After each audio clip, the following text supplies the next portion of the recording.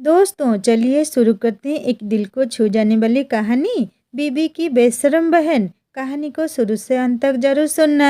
संकेत ऑफिस जाने के लिए तैयार हो रहा था। वो आईने के सामने खड़ा अपने बालों में कंघी कर रहा था। उसकी पत्नी दीक्षा किचन में गर्मा गर्म पराठे बना रही थी।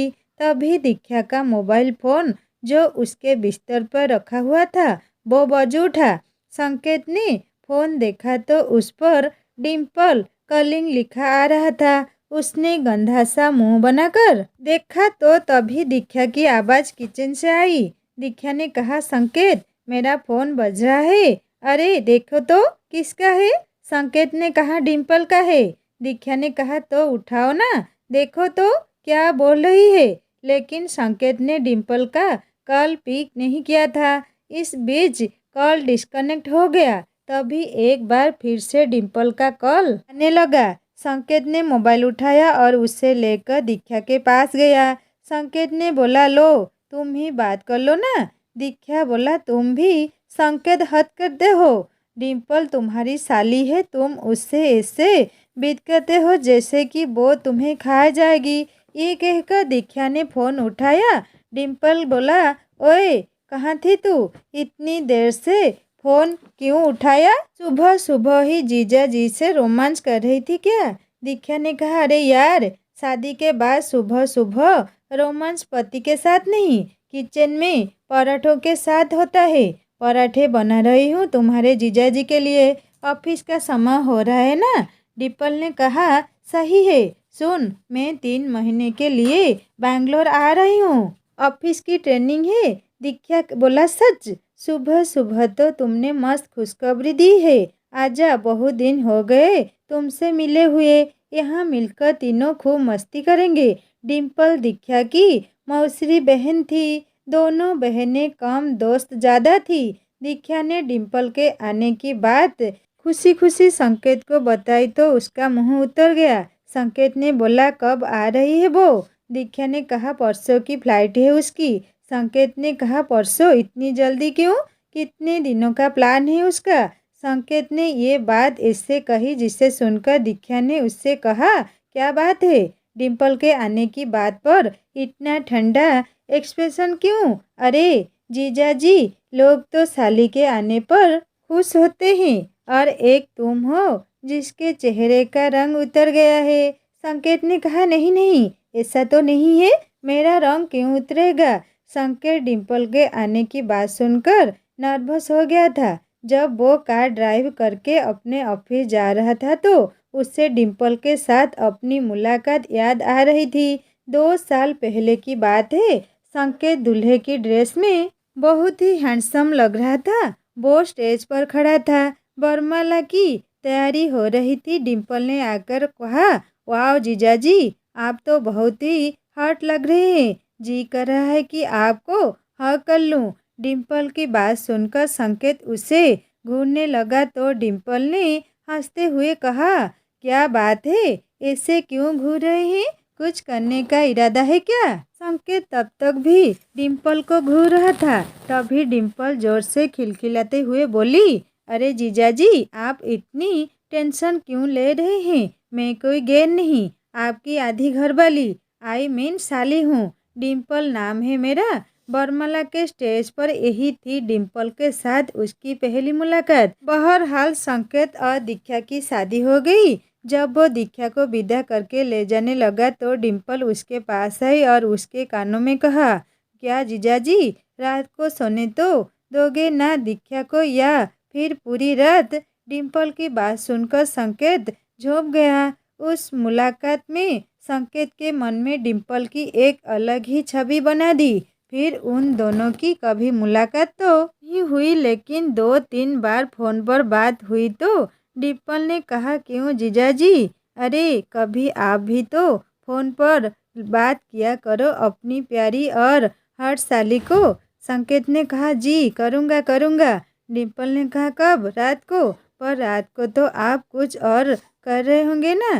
फिर डिम्पल खिलखिलाकर हंसती है। संकेत उस दिन ऑफिस में भी अपसेट रहा। खैर डिम्पल के आने का दिन आ गया। संकेत ने बोला, तुम भी चलते ना एयरपोर्ट। डिम्पल को लाने के लिए। दीक्षा ने बोला, अरे संकेत, देख नहीं रहे कितना काम पड़ा है घर पर। अगर तुम्हारे साथ जाऊंगी तो खामखा बहुत देर हो जाएगी।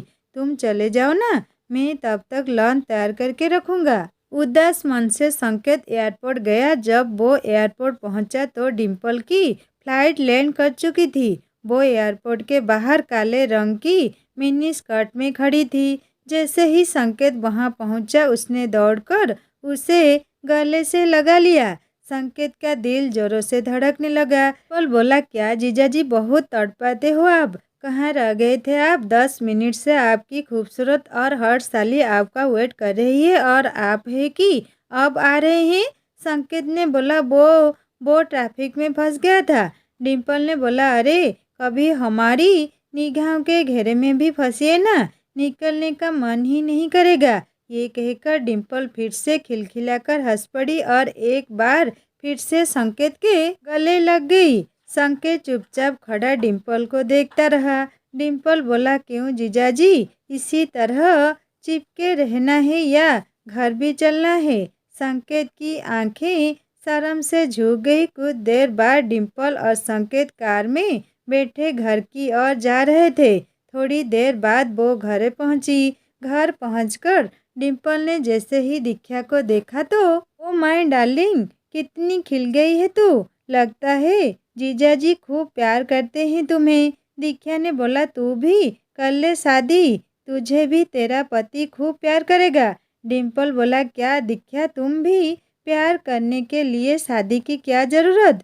क्यों जीजाजी? ये कहकर डिम्पल ने संकेत की ओर देखकर आंख मार दी। संकेत इधर उधर देखने लगा। डिम्पल को आए हुए 2 सप्ताह हो गए थे और इन 2 सप्ताह में उसने कई बार संकेत को छेड़ा और कई बार तो उसके साथ ऐसी हरकत की कि उसका मन हुआ वो दीक्षा को बता दे। 2 दिन पहले की बात है। दीक्षा घर पर नहीं थी। डिम्पल बाथरूम में नहा रही थी। तभी उसने जोर जोर से चिल्लाना शुरू किया। डिम्पल ने बोला, जीजाजी जीजाजी, अरे जल्दी आइए, मुझे बचाइए। संकेत उस समय एक बहुत ही ज़रूरी फाइल पर काम कर रहा था, लेकिन उसने जैसे ही डिम्पल के चिल्लाने की आवाज़ सुनी, ये तो डिम्पल की आवाज़ है, क्या हुआ उसे?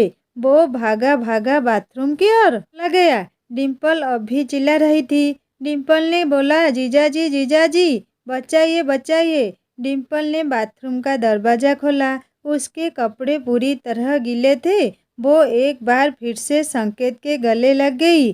संकेत ने बोला, क्या हुआ, तुम चिल्ला क्यों रही हो? डिम्पल ने बोला, जीजाजी जीजाजी, अभी यहाँ पर एक छिपकली थी, वो मुझे घूर रही थी। संकेत ने बोला, छिपकली? यहाँ छिपकली कैसे आ गई? डिम्पल ने बोला, वो मुझे पता नहीं, शायद मुझे नहाते देखने का उसका मन हो। ये कहकर वो एक बार फिर से हंस पड़ी। हाँ, इस बार संकेत को उसकी इस हरकत पर बहुत गुस्सा आया। संकेत ने बोला, डिम्पल देखो, ये सब मुझे अच्छा नहीं लगता, प्लीज़ ये सब मत क्या करो। अगर दीक्षा को पता लग गया तो वो मेरे बारे में क्या सोचेगी? डिम्पल ने बोला, दीक्षा को बोलेगा कौन जीजाजी? डिम्पल ने ये कहकर एक बार फिर अपनी एक आंख मारी। संकेत वहाँ से चला गया, लेकिन डिम्पल की इन सब हरकतों के कारण संकेत बहुत डरा और टेंशन में रहने लगा। एक दिन जब दीक्षा ने उससे इसका कारण पूछा तो संकेत ने बोला, दीक्षा, डिम्पल का बिहेवियर मुझे सही नहीं लगता है। वो कुछ अजीब सा मजाक किया करती है, मैं उनमें कंफर्टेबल फील नहीं करता। दीक्षा बोला, अरे संकेत, तुम भी ना, अरे वो साली है तुम्हारी, वो नहीं करेगी तुमसे मजाक तो फिर कौन करेगा? एक बात और, वो हमेशा से ऐसा ही है। उसकी बातों पर इस तरह टेंस हो जाओगे तो फिर हो गया, बात आई गई तो गई। संकेत भी दीक्षा की बातों को सुनकर चुप्पी लगा गया, लेकिन उस रात की घटना ने संकेत की चुप्पी तोड़ दी। असल में कुछ दिनों से दीक्षा की तबीयत ठीक नहीं चल रही थी। उस रात दीक्षा को दवा देकर संकेत गैलरी में टहल रहा था क्योंकि उसे नींद नहीं आ रही थी। तभी डिम्पल वहाँ आ गई। डिम्पल ने बोला, क्या हुआ जीजाजी, नींद नहीं आ रही है क्या? संकेत ने बोला, हाँ थोड़ा सिर में दर्द है। डिम्पल ने बोला, अरे तो मुझे बोला क्यों नहीं? रुकिए, मैं अभी आपको बाम लगा देती हूँ। संकेत ने कहा, अरे नहीं नहीं, मुझे इसकी ज़रूरत नहीं है। लेकिन डिम्पल कहाँ मानने वाली थी। वो बाम की शीशी ले आई और संकेत को जबरदस्ती बैठाकर उसके सिर में बाम लगाने लगी। बाम लगाते लगाते वह संकेत के करीब भी आ रही थी और वो जानबूझकर अपनी गर्म सांसें संकेत के ऊपर छोड़ रही थी। संकेत तो अनकंफर्टेबल लग रहा था, लेकिन वो वही हरकत किए जा रही थी तो संकेत का गुस्सा फूट पड़ा। संकेत ने बोला, एनफ डिम्पल, प्लीज़ ये मत करो। मैं तुम्हें कितनी बार कह चुका हूँ, ये सब मुझे पसंद नहीं। देखो, किसी भी रिश्ते की एक सीमा होती है, उससे मत लांघो। माना कि जीजा और साली के बीच मजाक का रिश्ता होता है, लेकिन मजाक का ये मतलब नहीं है कि फीलिंग्स का ही मजाक बन जाए। मेरी वाइफ बीमार है, पिछले कई दिनों से मैं ठीक से सो नहीं पाया हूँ। हर वक्त सोचता रहता हूँ कि दीक्षा जल्दी से ठीक हो जाए और तुम हो कि। संकेत ने इतनी जोर से यह सब कहा कि दीक्षा बाहर आ गई। संकेत ने बोला, अरे दीक्षा, तुम क्यों बाहर आ गई? दीक्षा ने बोला, आई एम सॉरी संकेत, तुमने मुझे पहले भी बोला था, लेकिन मैंने ही सीरियसली नहीं लिया। डिम्पल ने कहा, संकेत सही कह रही है, मजाक के रिश्ते की आड़ में कुछ भी करने की छूट नहीं दी जा सकती। आई एम सॉरी डिम्पल, लेकिन तुम हमें अकेला छोड़ दो और खुशी से रहने दो। हालांकि डिम्पल को भी अब अपनी गलती का एहसास हो गया था। उसने उन लोगों से माफ़ी मांगी और अगले ही दिन वहाँ से चली गई। आज की ये खास और मज़ेदार कहानी आपको कैसी लगी, मुझे ज़रूर कमेंट करके बताइएगा। कहानी अच्छी लगी तो लाइक करना, दोस्तों से शेयर करना और सब्सक्राइब करके बेल आइकन दबा देना। फिर एक नई कहानी जल्दी लेकर आऊँगा। नमस्ते।